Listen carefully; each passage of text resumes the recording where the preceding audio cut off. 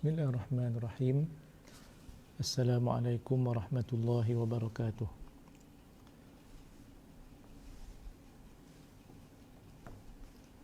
Innal hamdalillah ta'ala nahmaduhu wa nasta'inuhu wa nastaghfiruhu wa na'udzu billahi min shururi anfusina wa min sayyiati a'malina. Man yahdihillahu fala mudilla lahu wa man yudlil falan tajida lahu waliyan mursyida. Wa usalli wa usallim ala sayyidina Muhammadin sallallahu alaihi wasallam, imamil muslihin wa sayyidil mujahidin wa ala alihi wa sahbihi ajma'in, amma ba'd. Pertamanya kita merafakkan syukur kepada Allah Subhanahu wa taala di atas segala nikmat yang Allah berikan kepada kita. Alhamdulillah, kita juga bersyukur kepada Allah Subhanahu wa taala yang masih panjangkan umur dan usia kita. Hari ini kita masuk tanggal 20 hari bulan Zulqa'dah 1441 Hijrah. InsyaAllah kita akan sambung perbincangan kita yang lalu di hujung tajuk Al-Aqiqah.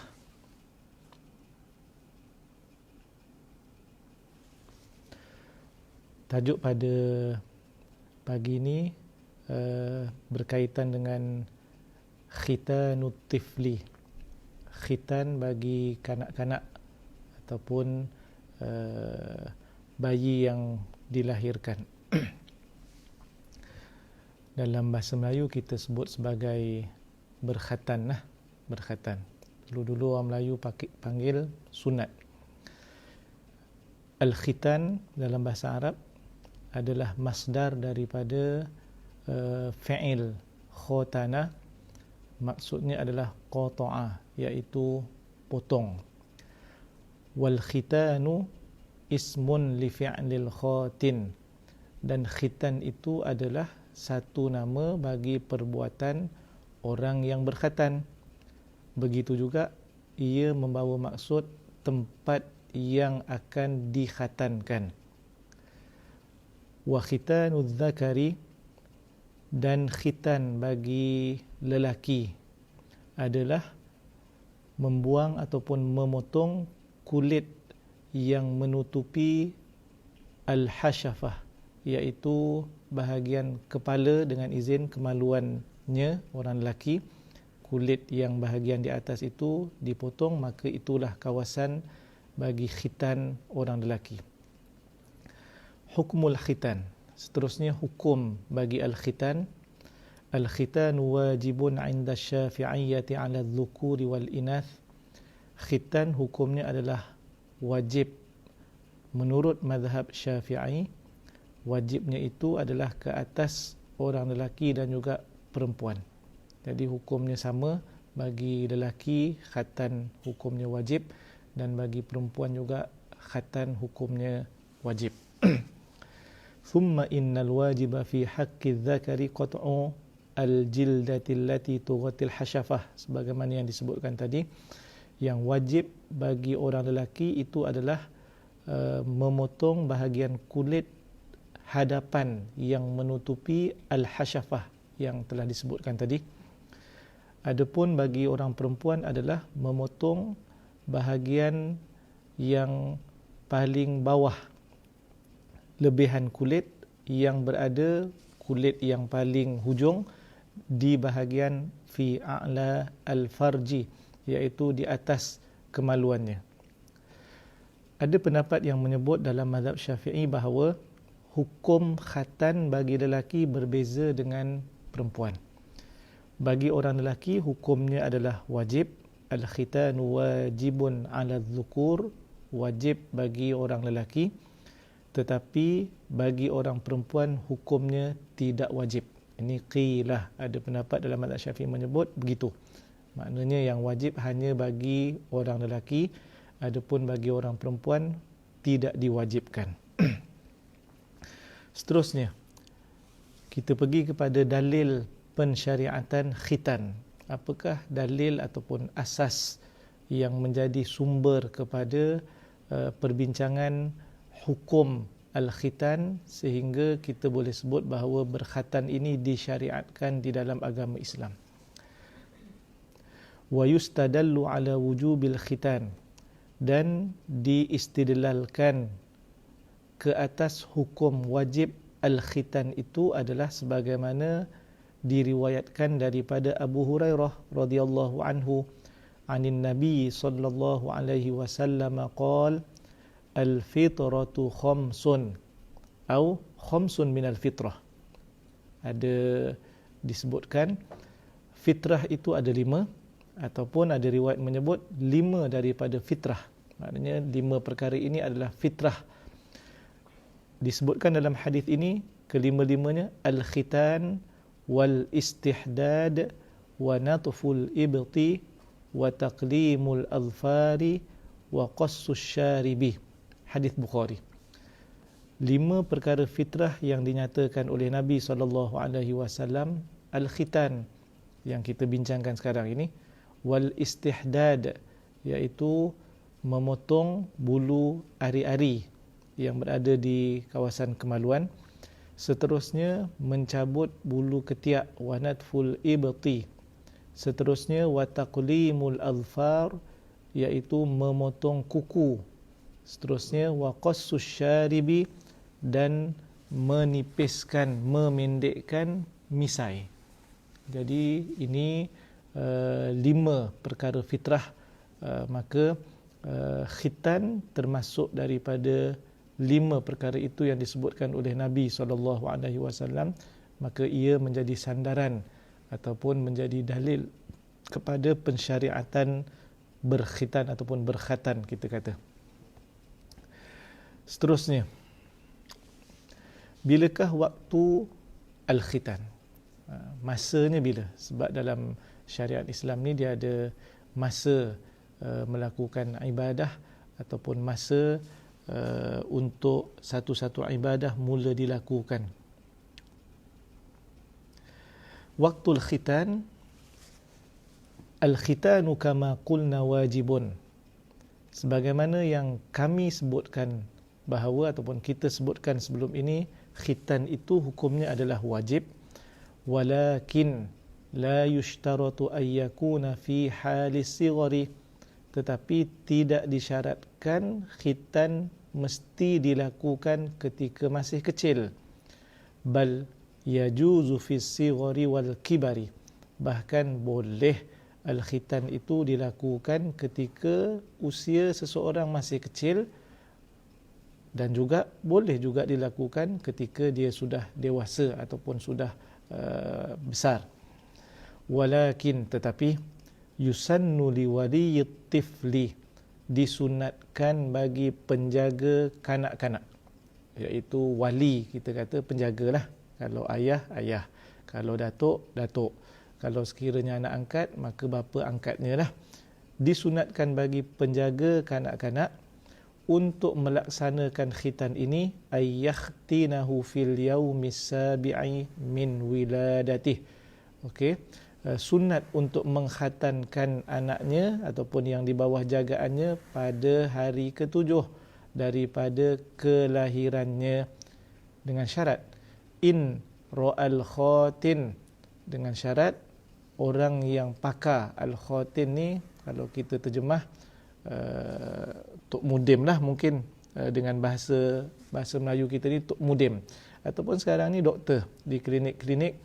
Sekiranya doktor ataupun Tok Mudim mendapati, dia mengesahkan bahawa anna tifla yatiqu dzalika wa lam yakun maridan, doktor ataupun Tok Mudim mengesahkan bahawa kanak-kanak ini boleh ataupun kuat untuk menanggung ataupun dilaksanakan khitan kepadanya, dan syarat yang kedua adalah tidak dalam keadaan sakit. Maknanya kanak-kanak itu sihat. Ini syaratnya. Tak boleh maknanya kita andaikan sendiri. Sebaliknya mesti dapat daripada kira pakar lah, al-khatin, sama ada Tok Mudim ataupun kita kata doktor. Walaqad kana al-arabu qabla al-islam yakhtatinuna ittiba'an li sunnati abihim Ibrahim, adalah orang-orang Arab. Sebelum daripada kedatangan Islam, mereka ini memang berkhatan. Ia menjadi maknanya satu amalan yang dilakukan oleh orang-orang Arab sebagai mengikut ittiba'an li sunnati abihim Ibrahim alaihissalam, sebagai mengikut apa yang telah dilakukan sunnah bapa mereka, iaitulah Nabi Ibrahim alaihissalam. Jadi kalau begitu maknanya kita ambillah pada zaman Nabi Ibrahim perkara ini telah dilakukan, maka terus menjadi amalan kepada keturunan, anak-anak keturunannya, sehinggalah sebelum kedatangan Islam, maka Islam datang yuqir, iaitu menerima dan juga memperakukan berkhatan itu sebagai sesuatu yang disyariatkan. Jadi ini boleh kita ambil maknanya maklum bahawa bukan semata-mata Islam yang memperkenalkan berkhatan ini. Sama juga macam berkahwin, ia fitrah. Kahwin seorang lelaki dengan seorang perempuan, inginkan zuriat dan seumpamanya. Sebelum kedatangan Islam pun sudah ada perkahwinan. Begitu juga dengan berkhatan, sebelum kedatangan Islam sudah ada berkhatan. Dan apabila Islam datang, ia tidak bercanggah dan tidak bercanggah dengan agama, tidak bercanggah dengan akidah, bahkan ada kebaikan, hikmah daripada amalan ini, maka Islam telah mengurus dan juga memperteguhkan serta memperakui amalan ini sebagai suatu yang disyariatkan. Seterusnya, hikmatu masyru'iyatil khitan. Hikmah disyariatkan al-khitan. Ini maknanya kita ambil apakah faedah, apakah hikmah berkhatan ini disyariatkan, apa hikmahnya. Wal hikmatu min masyru'iyatil khitani innama hiyal mubalaghatu fit taharati. Hikmah daripada pensyariatan khitan itu ialah ia menunjukkan bagaimana sangat menjaga, maknanya aspek penjagaan kebersihan itu suatu yang sangat penting. Al-mubalaghah fit taharah wan nadhafati, begitu juga dengan at-taharah dan juga nadhafah. Kita bila terjemah jadi satu je perkataan, kebersihan. Kebersihan, kesucian dan kebersihan. Wala syakka anna izalah, dan tidak dapat dinafikan, maknanya tidak diragui bahawa membuang kulit yang lebih, sama ada bagi lelaki yang kita sebutkan tadi ataupun bagi seorang perempuan, maka ini membantu dan menjamin aspek kebersihan tersebut. Jadi itu hikmahnya lah. Kalau ada kulit tadi tu maknanya mungkin kekotoran, najis, tidak dapat dibersihkan dan tak dapat keluar dengan sempurna, maka khatan ini menjamin dan membantu ke arah kebersihan dan juga kesucian. Wa fi nadhafati adh-dhahiri isy'arun bil haqqi ala nadhafati al-batin. Yang ni kebersihan luaran. Baik, kebersihan luaran juga sangat penting di dalam agama Islam, kerana kebersihan luaran itu adalah petunjuk yang sebenar kepada kebersihan batin. Dalamannya itu. Jadi luar pun bersih, dalamannya juga bersih. Jadi itulah yang dikehendaki daripada syariat Islam. Apa yang boleh kita kaitkan ataupun menjadi asas rujukan kepada kebersihan zahir dan batin yang sangat dituntut ini? Kita baca daripada ayat 222 daripada suratul Baqarah. Firman Allah Ta'ala, a'udzubillahi minasyaitonirrajim, innallaha yuhibbut tawwabin wa yuhibbul mutatahhirin. Sesungguhnya Allah Subhanahu wa Ta'ala menyukai orang-orang yang bertaubat, dan Allah Ta'ala menyukai orang-orang yang membersihkan diri. Dalam ayat ini sebut at-tawwabin, yang kedua al-mutatahhirin. At-tawwabin bertaubat daripada segala dosa, kesalahan. Ini kan bahagian batin. Wala syakka anna taubata innama hiya syi'aru linadhafatil batini minadh-dhunubi wal 'uyub. Tak dapat dinafikan bahawa bila sebut taubat, taubat itu adalah satu bentuk syiar akan kebersihan dalaman, batin, iaitu diri seseorang daripada dosa, daripada segala keaiban. Jadi kalau begitu keadaannya, Allah Ta'ala menyebut pada ayat yang sama, wa yuhibbul mutatahhirin, dan Allah suka orang yang membersihkan diri. Maka salah satu daripada bentuk kebersihan, menunjukkan kebersihan yang luaran pula, iaitu yang zahir, maka itu ada pada al-khitan. Jadi kita dapat faham daripadanya bahawa kedua-duanya disuruh oleh agama kita kerana Allah Ta'ala sangat menyukai orang yang bersih luaran, begitu juga dengan orang yang suci batinnya dalamnya.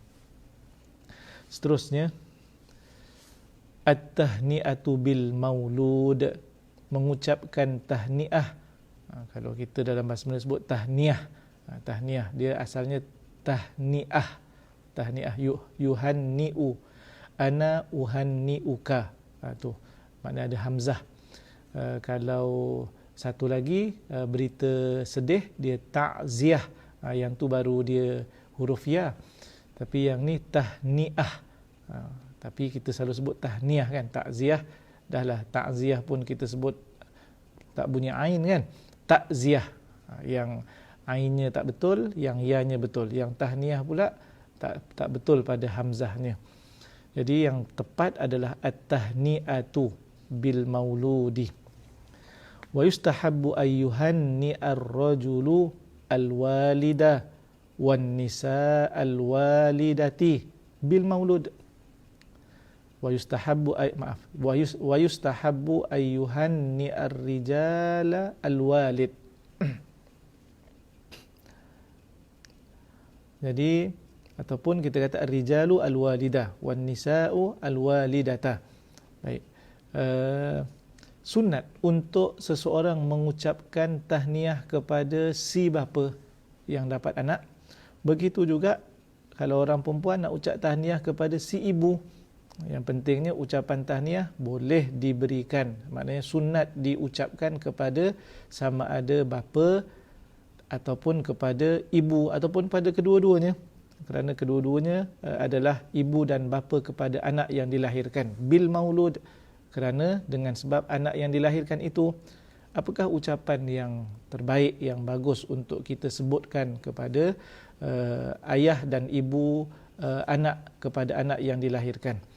Dinyatakan dalam kitab ini, ucapannya adalah barakallahu laka fil mauhubi laka wa syakartal wahiba wa balagha ashuddahu wa ruziqta birrahu.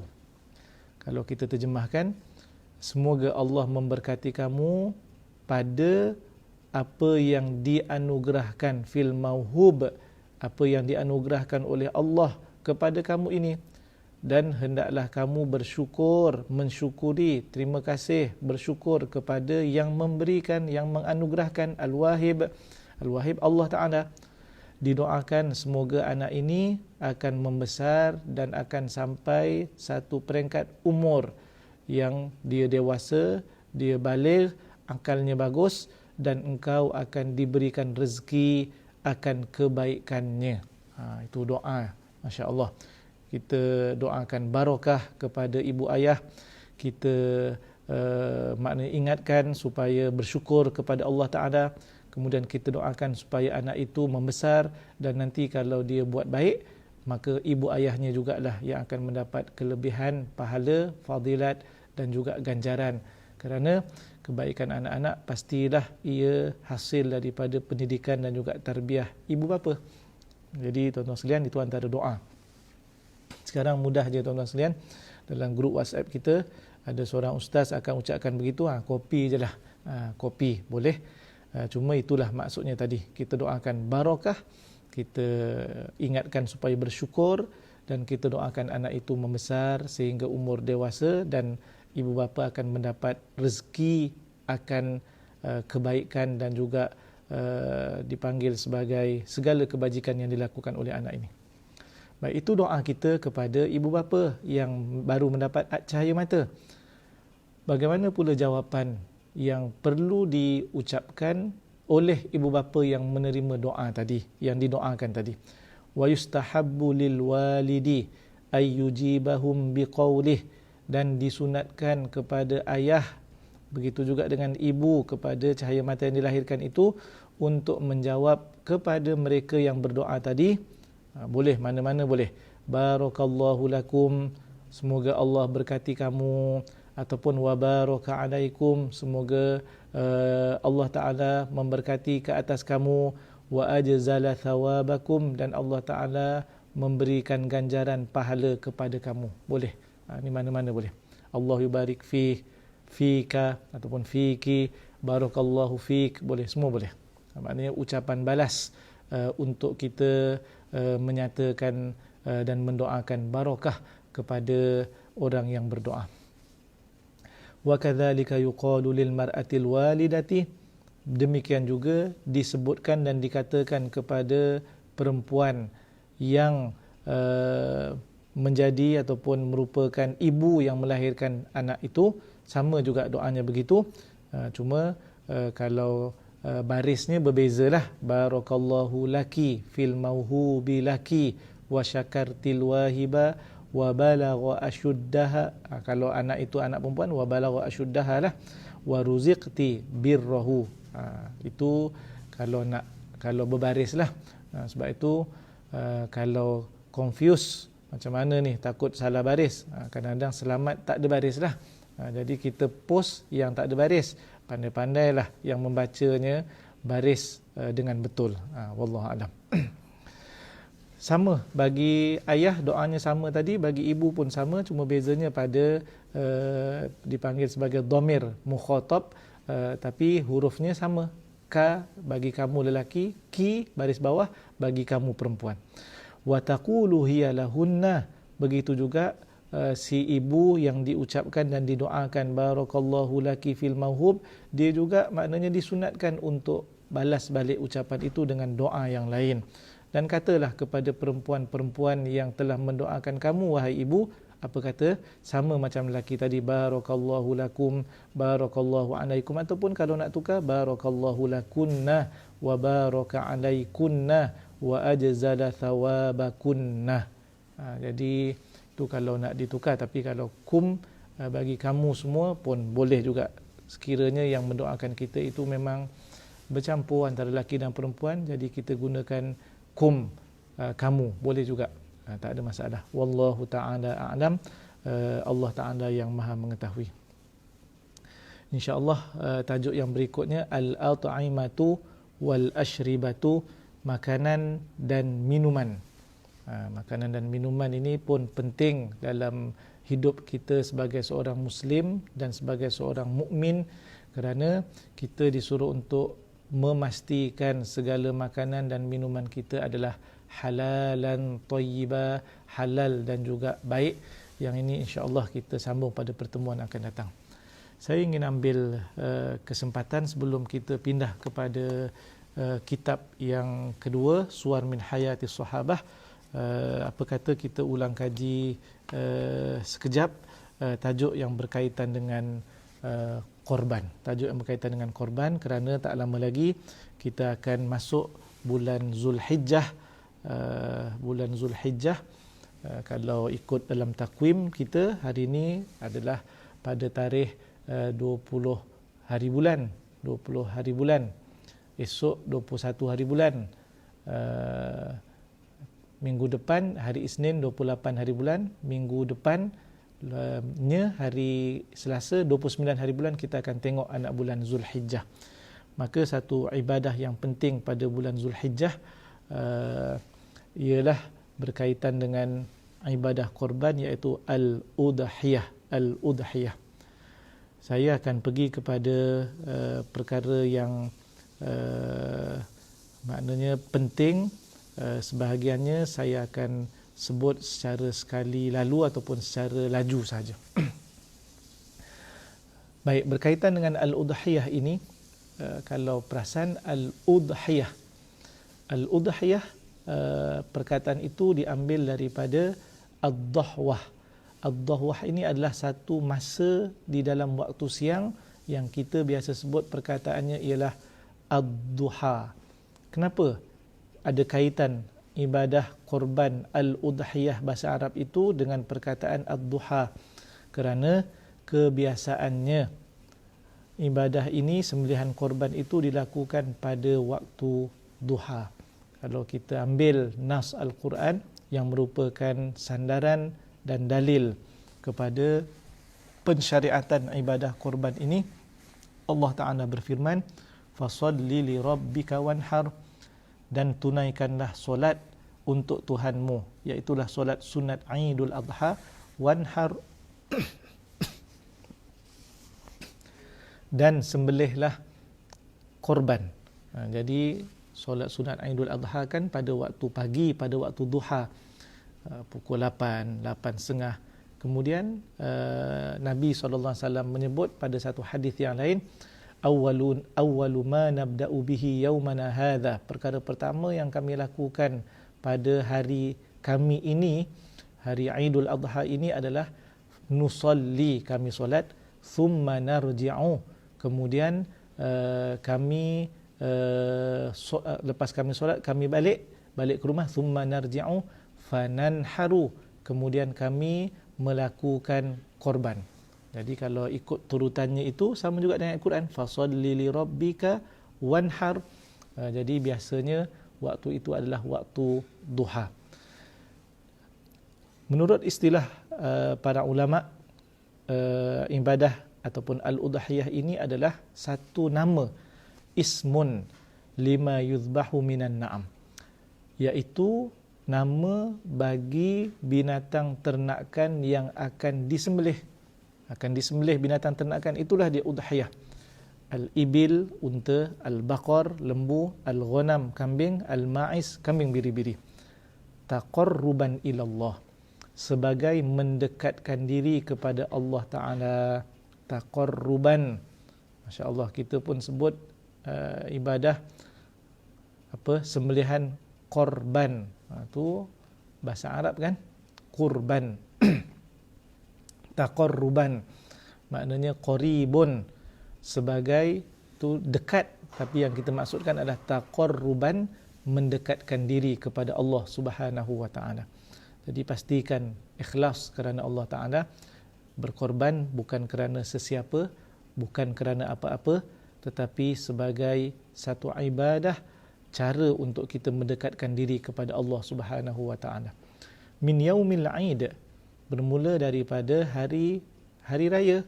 Hari raya yang dimaksudkan adalah Aidul Adha, ila akhiri ayyamit tasyriq, sehinggalah akhir hari-hari tasyriq. Hari-hari tasyriq ada 3, 11 hari bulan, 12 hari bulan, 13 hari bulan. Jadi maknanya hari raya 10 hari bulan ini bermula boleh lakukan korban 11, 12, 13. Semuanya ada 4 hari.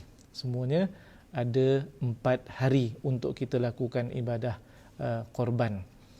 Cuma pada tahun ini pihak ulil amri bersetuju dan maknanya buat perkeliling bahawa ibadah korban hanya dilakukan di masjid sahaja. Kita ada 4 hari, tapi tidak dibenarkan di rumah persendirian, tidak dibenarkan di surau. Kerana apa? Kerana kita masih berhati-hati dan berwaspada akan wabak ataupun pandemik COVID-19 yang masih belum ada penawar ataupun vaksin ubatnya. Maka segala SOP yang ditetapkan itulah ubat dan juga penawarnya buat masa ini. Sebab itu kita disuruh untuk sentiasa jaga keselamatan, sama ada nyawa, begitu juga dengan kesihatan. Dan pada hari Jumaat lepas, 2 hari lepas, kita masukkan dalam khutbah, jangan lalai dan buanglah keegoan. Sebab ada orang yang tidak serius melihat kepentingan SOP dan juga segala ketetapan yang telah diputuskan.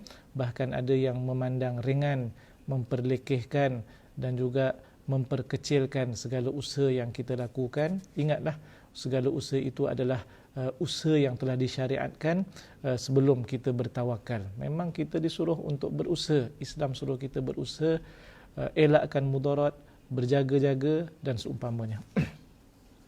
Itu sedikitlah. Jadi keluasan masa dalam setahun diberikan masa, diperuntukkan selama 4 hari untuk kita melakukan ibadah ini. 10 hari bulan Zulhijjah, 11, 12 dan 13.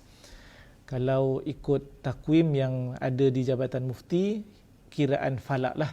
Apapun kita tunggu minggu hadapan, pengumuman bilakah 1 hari bulan Zulhijjah, maka kita akan tahulah nanti 10 hari bulan bila.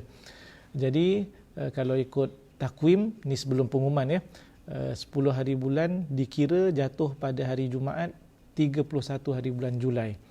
31 bulan Julai hari Jumaat, maknanya hari Jumaat itu adalah hari 10 Zulhijjah, kemudian hari 11 Sabtu, hari 12 Ahad, hari 13 adalah hari Isnin. Ada 4 hari boleh untuk kita melakukan ibadah korban.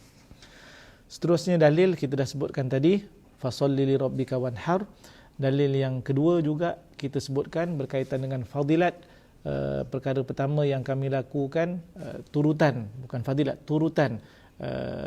Sebab Nabi SAW menyebut selepas itu, siapa yang melakukan begitu, iaitulah dia solat kemudian baru korban. Itu dia punya flow. Solat, Aidul Adha, kemudian sembelih binatang korban.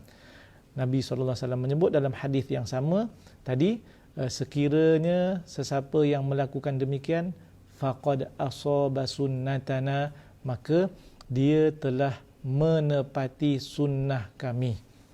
Itu yang diajarkan.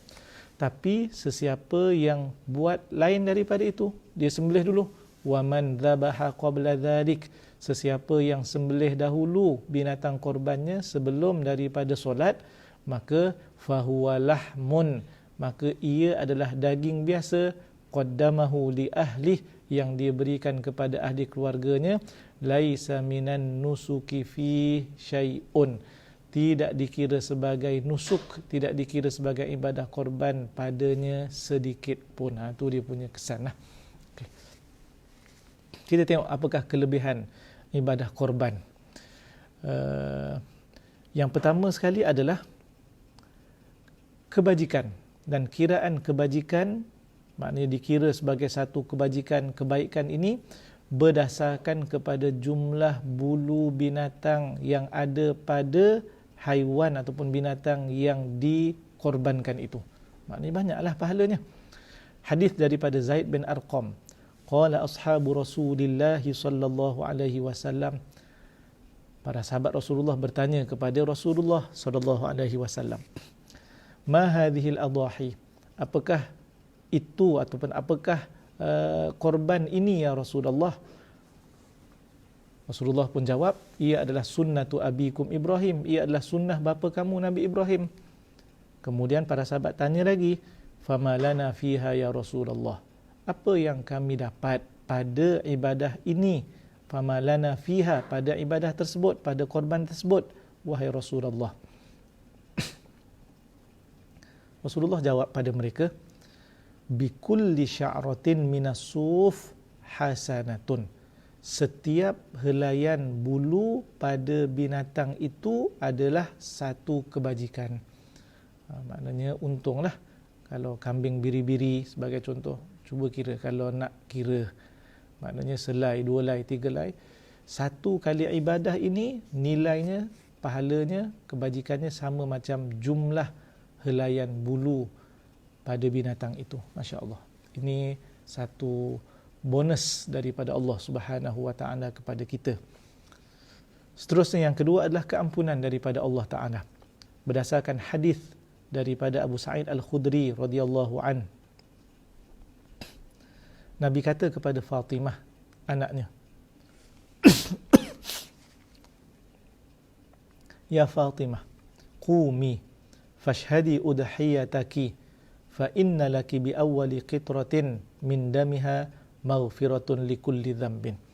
Wahai Fatimah, bangun dan saksikanlah binatang korban kamu disembelih. sesungguhnya bagi kamu titisan darah yang pertama mengalir, sembelih, darah mengalir. Waktu titisan yang pertama mengalir, pada waktu itu adalah keampunan bagi semua dosa. Itu fadilat. Pahala dapat, dosa pula diampunkan oleh Allah Subhanahu Wa Taala. Untung.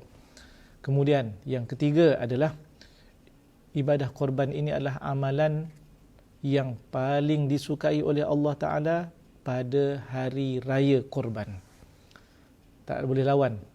Mana-mana amal soleh tidak boleh lawan pada sudut ia disukai oleh Allah Ta'ala nak dibandingkan dengan korban. Sedekah pun tak boleh lawan. Pada waktu ini yang paling Allah suka adalah ibadah korban. Hadis di dalam Sunan Tirmizi an Aisyah radhiyallahu anha anna an-nabiy sallallahu alaihi wasallam qala ma amila banu adam yawman nahri amalan ahabba ila Allah Ta'ala min iraqatid dami wa fi riwayatin min hiraqatid dami. Tidak ada amalan yang dilakukan oleh anak Adam daripada satu-satu amalan pada hari An-Nahr 10 Zulhijjah, hari raya korban, yang Allah lebih suka pada amalan tersebut berbanding dengan menumpahkan darah, maksudnya adalah menyembelih binatang korban. Jadi ambil peluang sekiranya memang kita mampu. Kerana apa? Kerana orang yang dituntut dengan hukum ataupun disyariatkan dengan ibadah korban ini untuk kita lakukan adalah pertama orang Islam, yang kedua al-baligh, dah baligh, yang ketiga al-aqil, berakal, dan yang keempat adalah al-mustati', iaitu berkemampuan. Macam mana nak ukur dan kira berkemampuan?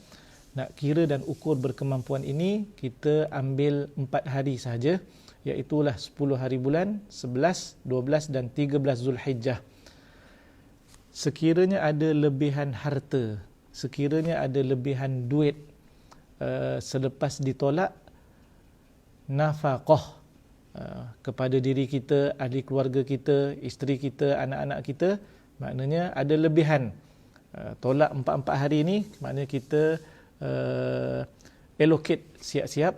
Contohnya kita satu hari berapa keperluan untuk kita beri nafaqah kepada seorang yang dewasa, sebagai contoh. Makan berapa ringgit satu hari kalau kita beli makanan? Katalah makan RM7 pada waktu tengah hari, makan malam RM7, 14, katalah RM20 lah. Kata sebagai contoh RM20 itu biasa. Tapi kalau tuan-tuan memang makan lebih daripada tu, sehari sampai RM150, yang tu sangat kaya lah, sangat mampu lah. Baik, sekarang ni RM20 ataupun mungkin RM15. Sebagai contoh RM15 lah dengan sarapan pagi.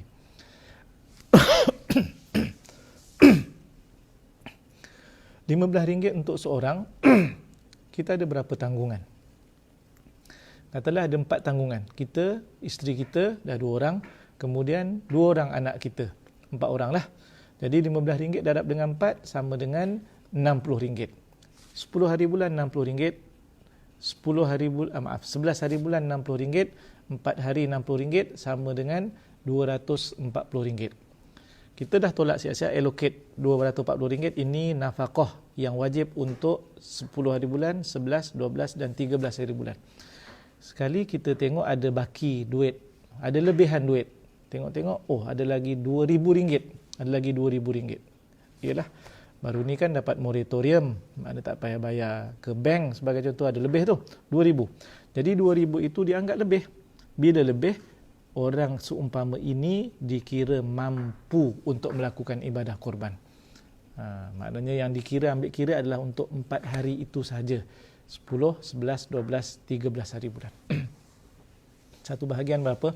Kalau lembu, banyak iklan yang kita baca, 700, 750, lebih kurang begitulah. Jadi kalau ada lebihan 2,000, yang diperlukan untuk korban 700 saja, maknanya memang dianggap sebagai orang yang mampu. Al-Muslim, Al-Aqil, Al-Baligh, Al-Mustati', dikira mampu. Seterusnya, hukum ibadah korban ini menurut mazhab Asy-Syafi'i adalah sunnatun muakkadatun, sunat yang sangat dituntut. Kalau sekiranya dinazarkan, barulah dia akan berubah menjadi hukum wajib. Barulah berubah menjadi hukum wajib. Seterusnya, apa kata Imam Syafi'i berkaitan dengan ibadah korban ini? Tadi kita kata ibadah yang paling disukai oleh Allah Ta'ala. Seakan-akan memberi gambaran kepada kita ibadah korban lebih afdal daripada mana-mana amal soleh pada hari-hari tersebut, 10 sehingga 13 hari bulan. Nak dibandingkan dengan sedekah, maka korban lebih afdal daripada sedekah. Begitulah dengan yang lain. Qala Asy-Syafi'i, Al-Imam Asy-Syafi'i, imam kita rahimahullah, meninggal pada tahun 204 Hijrah, menyebut dalam salah satu daripada kitabnya, la urakhisu fi tarkiha liman qudira 'alaiha, liman qadara 'alaiha, ataupun orang yang dikira mampu. Aku tidak memberikan kelonggaran kepada orang yang mampu untuk melakukan ibadah korban meninggalkannya. Maknanya tak ada excuse dah. Imam Syafi'i langsung tak bagi kelonggaran kepada orang yang mampu untuk meninggalkan ibadah korban ini. Seterusnya, waktu ibadah korban tadi kita dah sebut, cuma sedikit pendetilan. 10 hari bulan itu tidak secara mutlak. Bermula ibadah boleh menyembelih binatang korban bukan secara mutlak. Berdasarkan hadis tadi yang kita kata, awwalu ma nabda'u bihi yaumana hadza nusalli thumma narji'u fananharu, maka para ulama telah buat satu, maknanya keputusan berdasarkan kefahaman daripada hadis itu. Waktu mula masuk ibadah korban ini adalah dengan terbitnya matahari 10 hari bulan dan berlalulah masa sekadar, iaitu selesai solat Aidul Adha dan kedua-dua khutbahnya. Maknanya bukan semata-mata 10 hari bulan. Sebab kalau 10 hari bulan, kira maghrib 9 hari bulan malam 10 tu dah 10 hari bulan. Tidak. Esoknya pagi selepas terbit matahari dan selepas selesai solat sunat Aidul Adha serta kedua-dua khutbahnya. Sama ada imam solat ataupun seseorang solat bersama dengan jemaah dan juga imam di masjid qaryah itu ataupun tidak solat. Jadi yang penting, kalau kita tidak maknanya mampu untuk solat Aidul Adha dengan apa-apa sebab halangan ataupun keuzuran, tapi nak mengadakan dan melakukan ibadah sembelihan korban, maka kena pastikan tunggu betul-betul di masjid qaryah kita dah selesai solat Aidul Adha dan juga dua khutbahnya. Kalau belum selesai, maknanya belum masuk waktu untuk kita menyembelih binatang korban kita.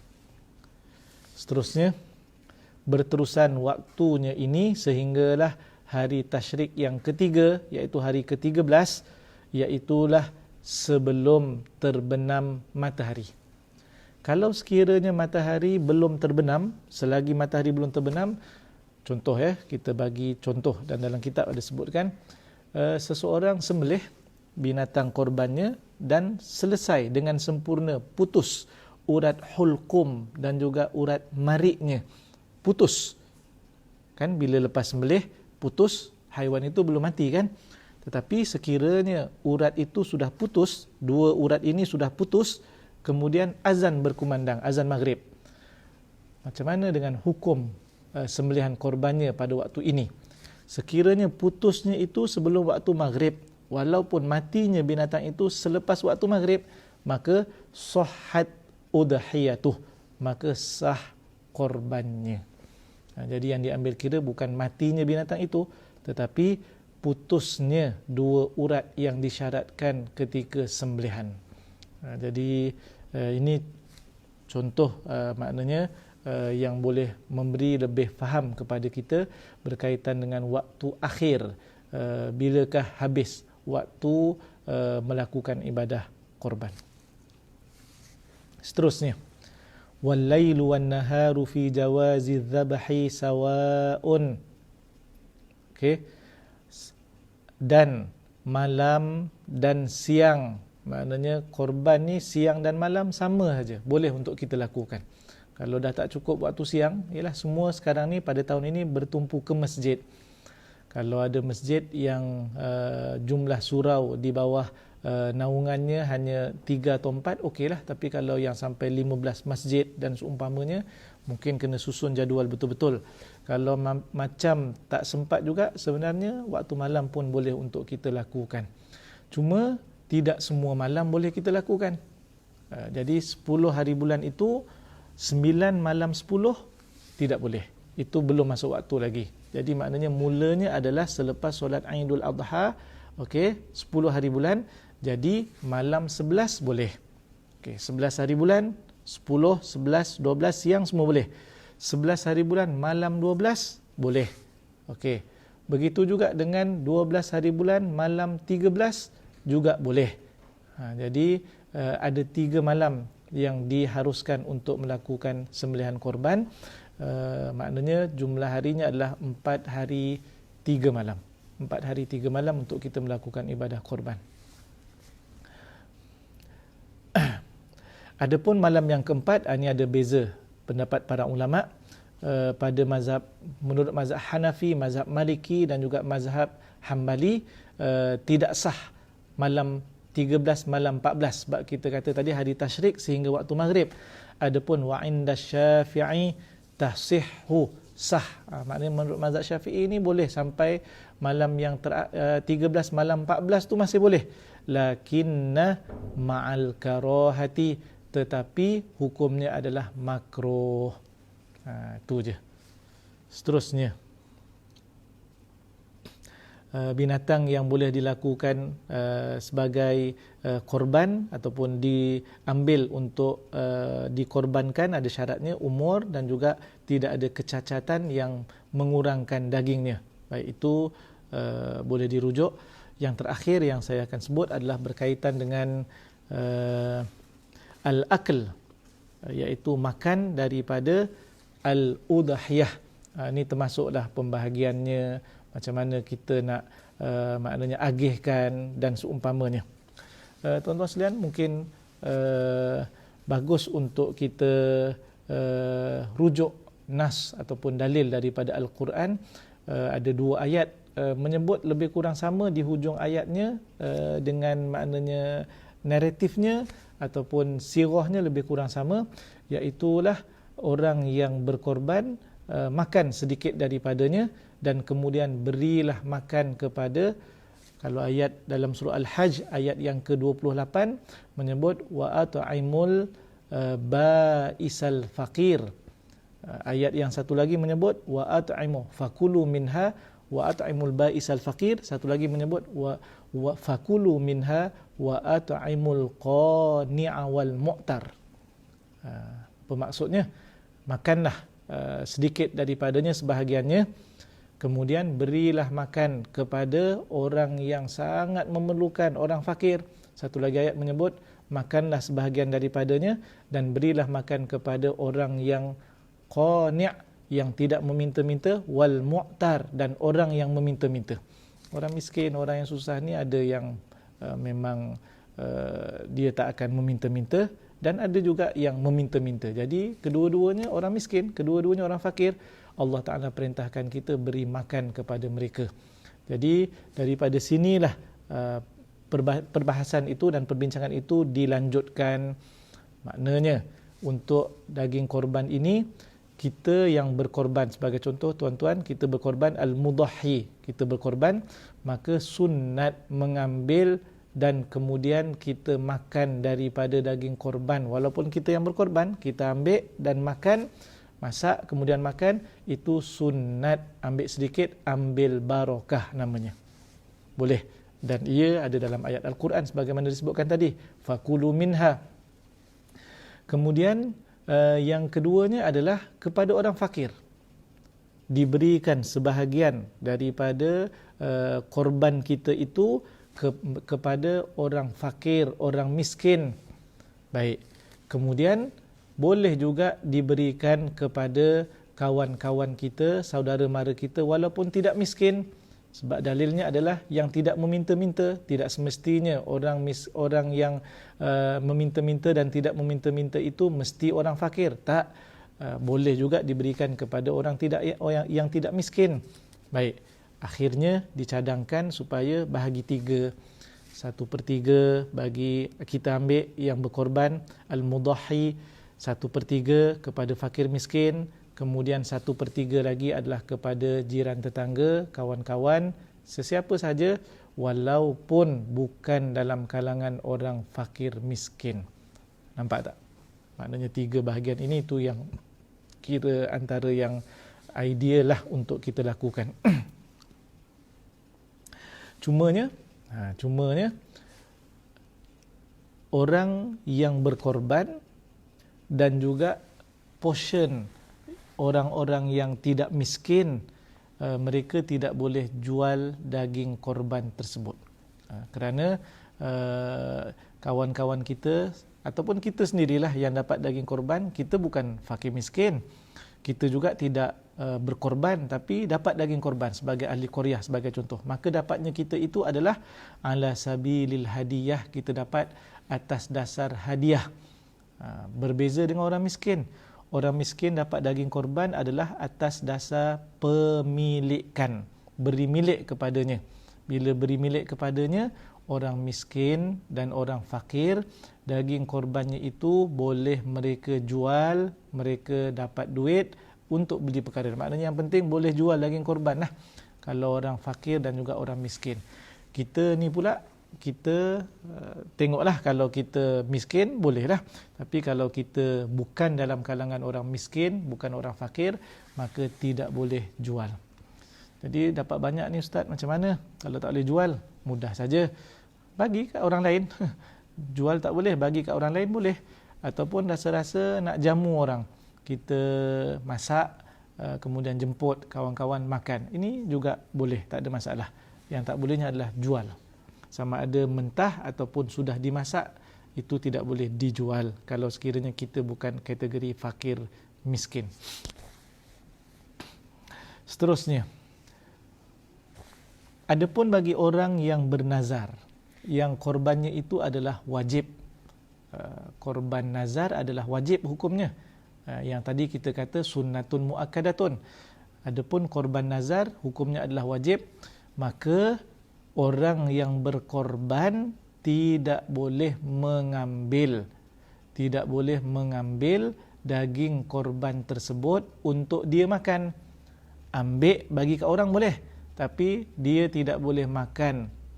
Dia tak boleh makan, termasuk orang-orang yang di bawah tanggungan nafkahnya juga tidak boleh makan. Ini beza. Kalau korban nazar, memang tuannya yang berkorban itu tidak boleh makan dan ahli keluarga yang di bawah tanggungannya juga tidak boleh makan. Kalau makan juga apa jadi? Kalau makan juga hukumnya adalah mesti digantikan dengan nilai duit. Contohnya berapa kilo dia dah makan. Lepas makan 2-3 hari barulah tahu, mungkin dapat ilmu dengan kuliah, baca buku dan seumpamanya, oh tak boleh rupanya. Akhirnya orang ini kena ganti ataupun nilaikan. Ustaz, saya tak ingat dah Ustaz, makan 2 kilo ke 3 kilo ya. 2 kilo atau 3 kilo, ambil 3 kilo. Maknanya ambil yang ihtiyat. Oh, lepas tu dia kata, saya tak pasti Ustaz 3 ke 4, ambil 4. Kalau dia sebut lagi, 5 kot, ambil 5. Mana yang lebih yakin, lebih banyak itu lebih ihtiyat. Maka 5 kilo darab dengan berapa sekarang?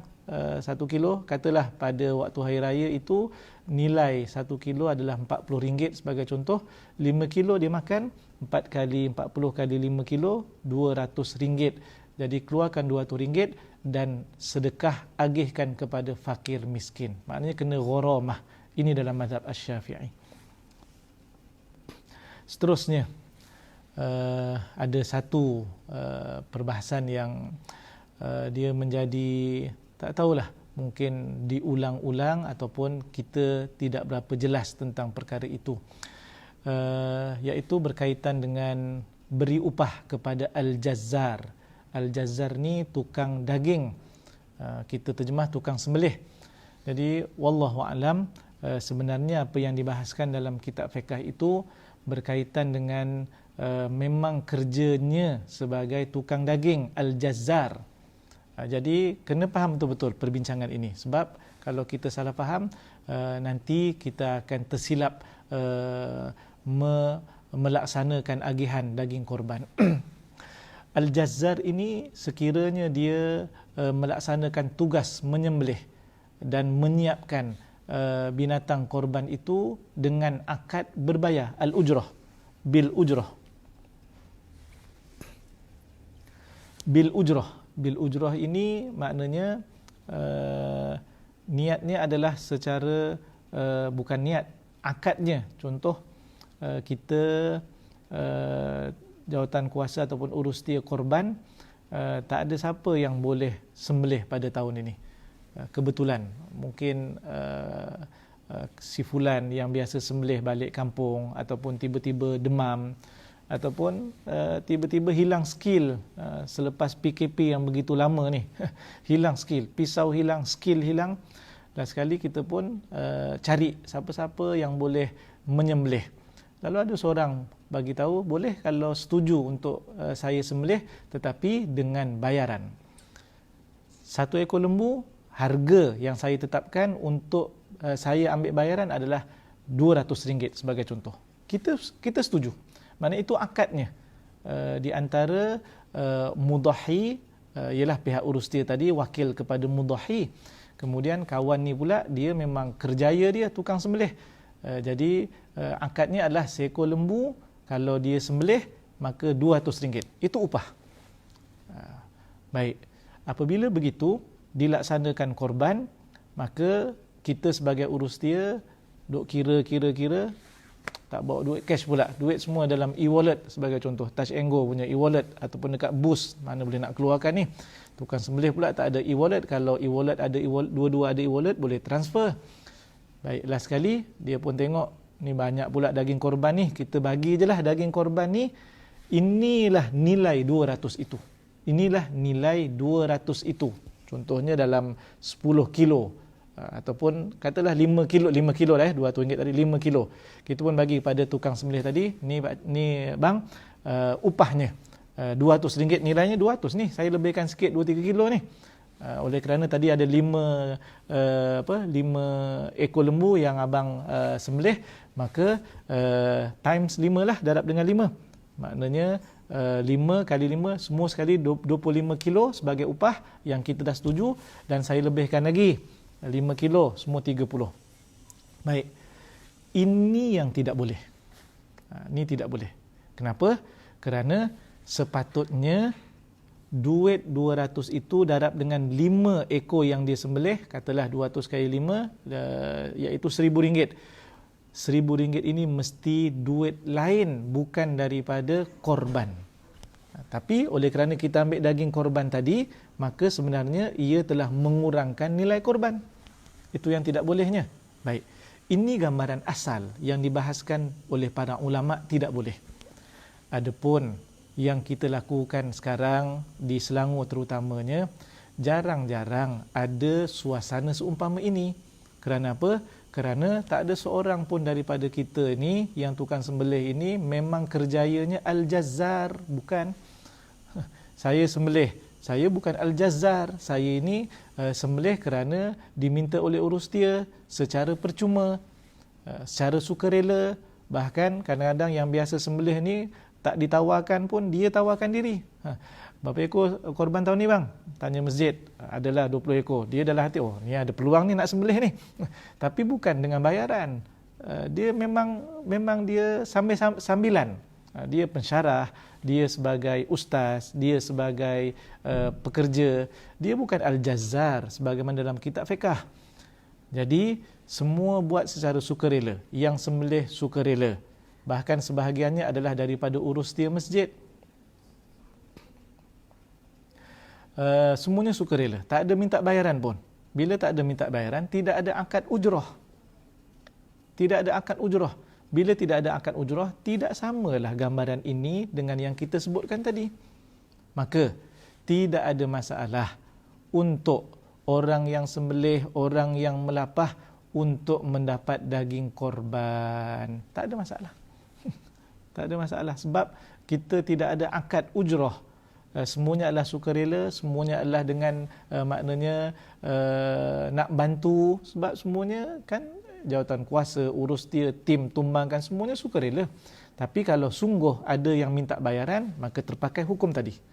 Sebagai konsultan, sebagai contoh, konsultan tumbangkan lembu, konsultan apa lagi, sembelih lembu. Jadi yang ni berbayar pakai hukum tadi. Tapi sekarang dalam keadaan semuanya sukarela, bantu-membantu, tambahan pula ustaz yang menyembelih itu, si fulan yang sembelih itu memang Korea itu juga. Tiba-tiba kita salah faham perbahasan fiqh, kita hukum orang yang menyembelih semuanya sama dengan al-jazzar yang tadi itu, yang ada akad bil ujrah. Akhirnya kita tidak berikan daging korban sedikit pun kepada tukang sembelih, tak berikan langsung sedikit pun kepada orang yang melapah. Tuan-tuan dan puan sekalian, kalau macam itulah rasa-rasanya tak ada seorang pun nak tolong sembelihkan binatang korban, tuan-tuan sekalian. Semuanya tak nak. Tolonglah ustaz, tolong sembelihkan binatang saya sekejap, bukan lama pun. Kita pun jawab tak nak. Pujuk lagi, tak nak sebab apa? Dalam kepala fikir ni, sebab tak dapat daging korban. Rupanya kita salah faham perbahasan fiqh itu. Jadi berhati-hati sebab ada setengah maknanya yang mengajar pun tidak memahami betul-betul perbahasan itu, akhirnya memberitahu kepada ahli qaryah jangan beri kepada tukang sembelih, tukang lapah dan seumpamanya. Jadi tuan-tuan sekalian berhati-hati, jangan sampai tersalah, jangan sampai tersilap. Kerana apa? Kesian kepada orang yang sembelih. Apa dosa dia? Dia sebagai ahli qaryah itu sampai tak dapat. Ataupun tuan-tuan sekalian, paling mudah kalau kita confuse juga, bagi saja daging korban itu, tetapi bukan niatnya sebagai upah. Bahkan kalau ada upah sekalipun, cari duit lain. Maknanya kalau kita uruskan korban, tuan-tuan sekalian, kos satu ekor lembu, satu bahagian adalah 700 plus RM50 sebagai pengurusan. Baik, yang 50 ni boleh diambil untuk pengurusan. Jadi kalau 7 bahagian dah ada 5 kali 7 dah ada 350. Yang ni boleh gunakan kalau nak bagi duit. Tetapi atas dasar daging korban, ia bukan upah, tidak ada masalah. Maka bagilah sebagaimana dia dapat, sebagaimana ahli qaryah dapat, dia juga berhak dapat sebagai ahli qaryah. Jadi tuan-tuan sekalian, yang ni kena tengok betul-betul sebab ialah soalan pun dah agak banyak berkaitan dengan perkara itu, menunjukkan bahawa ia sangat diambil berat oleh masyarakat supaya tidak berlaku kesilapan. Ada soalan ni, saya pun tak dapat nak tekan ni. Apa soalannya? Assalamualaikum, bolehkah tuan punya daging korban memilih untuk mengambil bahagian tertentu, contohnya daging? Lepas tu saya tak dapat baca ni, tak dapat tekan dia punya ni. Begini, bagi orang yang berkorban al-mudhahi, sudah pastilah bahagian dia adalah miliknya. Bahagian dia adalah miliknya. Contoh ya tuan-tuan sekalian, kita join ibadah korban di masjid kuis sebagai contoh lah. Saya pun tak tahu kuis akan buat ataupun tidak, Masjid Al-Azhar. Satu bahagian 700. Dapatlah seekor lembu. Apabila sudah disembelih, dibuang perutnya, kemudian dibahagi-bahagikan, tulang campur dengan daging, ataupun daging saja, biasanya keluarlah lebih kurang 100 kilo. Sebagai contoh 100 kilogram, 100 kilo. Susah pula 100 kilo 140 kilo tuan-tuan sekalian, 140 kilo. 140 kilo bagi dengan 7, maka dia akan dapat seorang lebih kurang 7 kali 2, 20 kilo. Maknanya seorang akan dapat 20 kilo. 20 kilo ni milik dia. Sebenarnya dia yang berkorban. Hukum asalnya begitu. 20 kilo itu adalah dia punya. Dia yang bertanggungjawab untuk agihkan 1/3 daripada 20 kilo, dia ambil 1/3 untuk fakir miskin, 1/3 lagi untuk siapa? Untuk kawan-kawan, sahabat handai, jiran tetangga. Kalau begini kita faham asasnya, maka memanglah orang yang berkorban itu ada kuasa penuh untuk menentukan bahagian mana yang dia nak. Boleh, tak ada masalah. Dia lah yang ada, maknanya dia ada hak lah untuk tentukan. Contohnya dia nak ambil kepala, nak ambil semua pun boleh. Tapi bagi saya, dahlah kita minta kepada Masjid Azhar Kuis, masjid tertentu untuk uruskan korban kita. Nampak sangat kalau kita ambil semua, tak pandailah kita ucap terima kasih. Tu je. Tapi nak ambil semua boleh. Tak ada masalah. Sebab dia punya. Dia nak agih sendiri. Sila, tak ada masalah. Cuma, kalau dia nak bagi sebahagian, terpulang. Ambil semua pun, terpulang. Boleh. Sebab dialah pemilik ataupun dialah al-mudahi. Atas dasar ini, difahami bahawa dia ada kuasa penuh untuk maknanya menentukan bahagian mana dia nak ambil. Belum tentu ya, al-mudahi belum tentu kalau dia ambil, dia nak ambil untuk dia.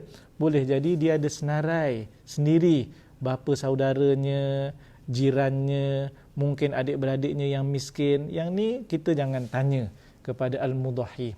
Cuma bagi saya, pihak masjid dan juga individu yang berkorban al-mudahi, yang ni perlu clear dalam perjanjian ataupun akad wakalah yang dilakukan.